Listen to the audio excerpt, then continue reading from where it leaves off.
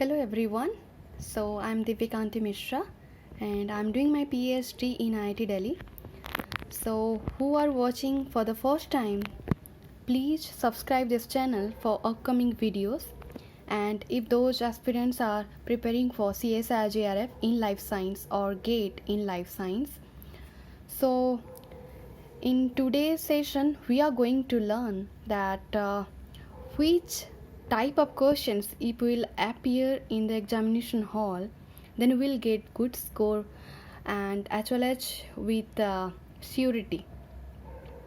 So let me tell one by one. So first part is population genetics.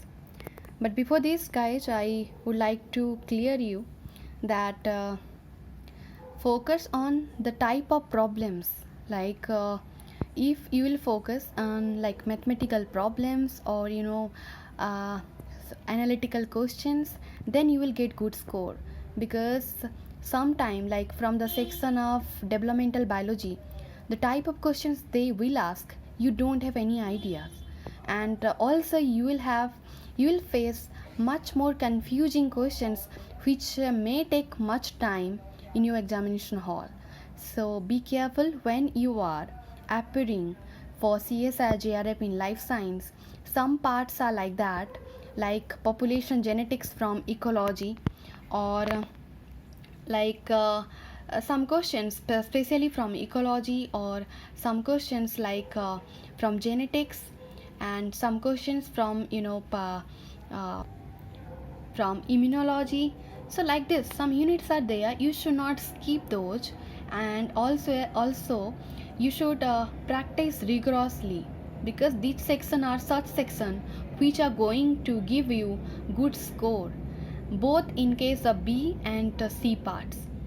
So I will tell you later in my videos that for the B section what are the units you need to be more focused, and from C section which units are there you need to give your more attention. So let's start. So the first one is population genetics, which contains specially the type of allele frequency, genotypic frequency, and some problems will given to you that solve if the allele frequency is such like X, then you have to find out the genotypic frequency.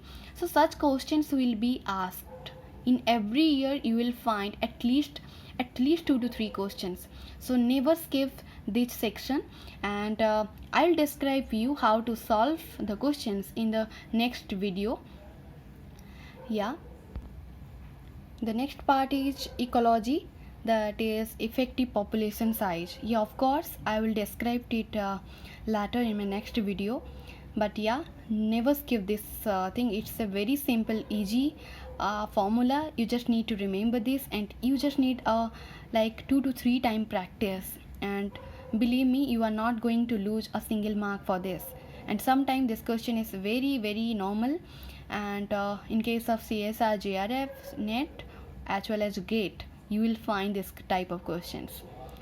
And the third one is the same from ecology, but inbreeding coefficient. You will find at least one questions simultaneously within 1 year, like 2 times, either in both time of CSI JRF within 1 year, or you will find also frequently. Yes, especially frequently you can get such type of question. So please never skip inbreeding coefficient part.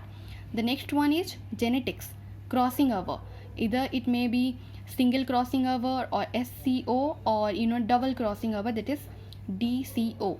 I'll tell how to solve these questions very easily. I will give you how to solve very easily from the questions, and with one trick you can solve multiple questions from this section.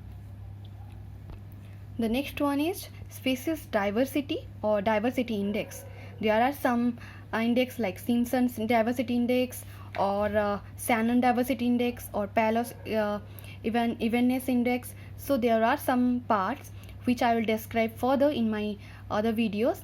So guys, don't skip this part as well, because it's so easy. Just you need to remember the formula, and don't worry, I will give the easy formula for this. So you will you will in no need to remember. Like it's I mean it is not a difficult part, but you can solve very easily just by remembering the formula. The next one is population size. It's also like the problem contains very simple formula. By utilizing that formula you need to solve the questions. But the very important part for this section is you need to I mean mark out the real meaning of that questions, and you need to apply those things in the form of clue to get your answer. So yeah, never skip this part as well, because every time maximum time, if you are going to solve the question from last 5 to 10 years, you will find these questions very normally. The next part is life table. Yes, this section is also very important, but you need to again identify the clue. That is the biggest task for you to solve this type of questions. But don't worry, I will describe how to solve these questions with different type of problems. So yeah, never skip this part as well. The next part is the questions generally you can find which is related to find out overall similarity. Okay, so there are some coefficient, Joubert coefficient, Sorensen's coefficient, simple matching coefficient. You just need to remember the formula, and you just need how to apply the clue into the formula. That's all. And then you will get good score on that questions. You will get full score on that questions. So believe me, never skip this part as well. And this also I'll describe in my next video, like either in next week or after 2 weeks. So yeah, never skip this part. The next one is Lotka-Volterra model. So when you are going to solve the questions related to Lotka-Volterra model, you just need to analyze two graphs. That's all. So when you will capable of analyzing the graphs, then nobody is going to stop you from gaining high score in these questions. You are going to get good score in this part. Just you have to increase the analytical power so that you will solve the questions whatever will come related to Lotka-Volterra model. But don't worry, I'll describe how to solve these questions very easily. I'll describe this in further videos. So don't skip this part as well. The next one is you might found the questions related to short day and long day plans. Yeah, it's very easy for the botany students who are preparing, who has finished their masters in botany. But the students who are from zoology or biotechnology or somebody from other like microbiology, so don't worry, I will describe how to solve this type of questions. It's very easy. There are some bar graphs. You need to analyze that, and you will get full score in that questions.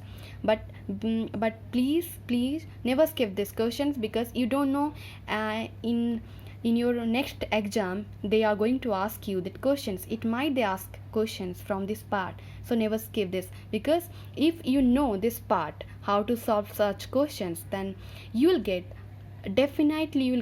full score in this question. It generally they will ask in C part. So guys, 4 marks.